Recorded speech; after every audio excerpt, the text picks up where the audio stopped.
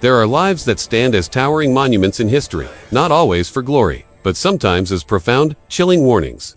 Today, we confront such a life, a story that compels us to examine the very fabric of ambition, power, and the terrifying paths they can forge. This is not a tale to glorify, but to illuminate. Not to inspire emulation, but to provoke deep, vital reflection on the fragility of peace and the enduring human struggle against darkness. Our journey begins in 1889, in a quiet Austrian town, where a boy named Adolf was born. His early years were shadowed by an unhappy childhood, a landscape often marked by discord and a deeply strained relationship with his father. For many, such an environment might foster resilience, a drive to create a better world. But for young Adolf, perhaps, it cultivated a deep-seated resentment, a hunger for control in a world he perceived as chaotic and unjust. It was a crucible where a nascent will, if unchecked by empathy, could be twisted into something rigid and unforgiving. He dreamed of becoming an artist, a creator, to shape beauty from the world. Yet, the prestigious Vienna Academy of Fine Arts rejected his applications, not once, but repeatedly. The sting of rejection, the bitter taste of failure, compounded by periods of homelessness in the bustling city, solidified a sense of personal grievance. It's a poignant reminder of how unfulfilled dreams, when coupled with bitterness, can become fertile ground for darker ambitions. How talent unacknowledged can warp into something destructive, rather than constructive. Then came the Great War, a cataclysm that engulfed Europe. For many, it was a brutalizing trauma. For him, perhaps a strange kind of belonging. Serving in the German army, he found purpose, even courage, earning the Iron Cross for bravery. This period revealed a capacity for discipline, tenacity, and a willingness to fight, qualities that, in another context, might serve humanity. But here, we're being forged in the fires of conflict, hardening a spirit already prone to grievance and an us-for-system mentality. The war ended, Germany was defeated, and the nation reeled under the weight of economic hardship and national humiliation.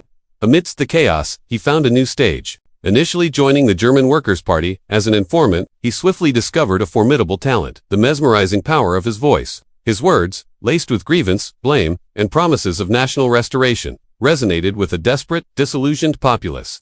It's a chilling reminder of how easily disillusionment can be exploited, how a charismatic speaker can captivate, not through truth and reason, but through the amplification of fear, anger, and a longing for simple solutions to complex problems. He quickly became the party's head of propaganda, a master of messaging and manipulation. He renamed it the Nazi Party, the NSDAP, and designed its potent, now infamous, swastika symbol. This was not just rhetoric. It was a calculated campaign to seize the hearts and minds of a nation, demonstrating the terrifying efficacy of propaganda when unchecked by critical thinking and a commitment to truth. It showcases the immense responsibility that comes with the power of communication and the devastating consequences when it is wielded for division and hatred. In 1923, an ill-fated attempt to seize power, known as the Beer Hall Putsch, landed him in prison. But even in confinement, his ambition festered. He used the time to write Mein Kampf, a disturbing manifesto outlining his hateful ideology and future plans. It was a period of reflection, yes, but reflection that solidified a path of destruction. A testament to how even setbacks can be twisted into fuel for a darker, more dangerous resolve.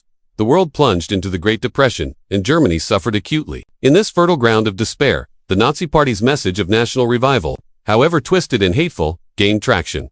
They won seats in elections, then more seats, in 1933.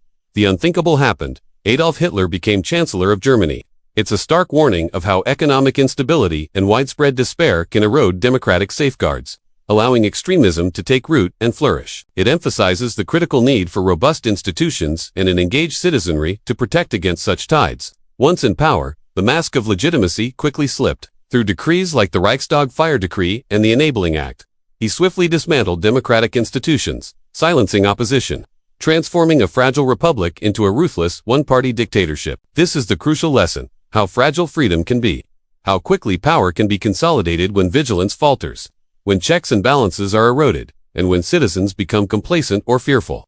His ambition knew no bounds, fueled by a paranoid drive for absolute control.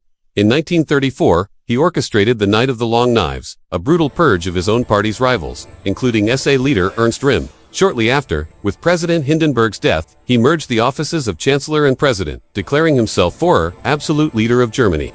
It's a horrifying illustration of the insatiable nature of absolute power, the willingness to eliminate any obstacle, even former allies, to secure total, unquestioned control. Then began the systematic unraveling of international peace.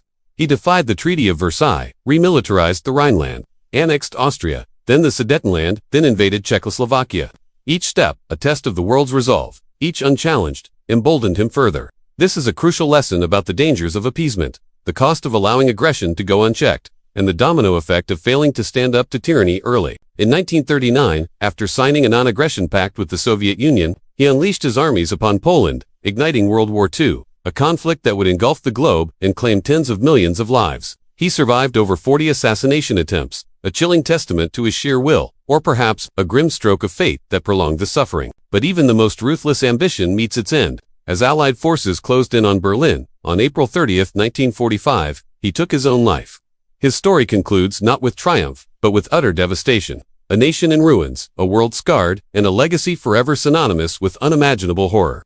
This is not a story of inspiration in the traditional sense, but a story of profound, vital warning. It motivates us to understand the seductive nature of charismatic evil, the fragility of democratic institutions, the devastating consequences of unchecked hatred, and the eternal vigilance required to safeguard humanity from repeating its darkest chapters.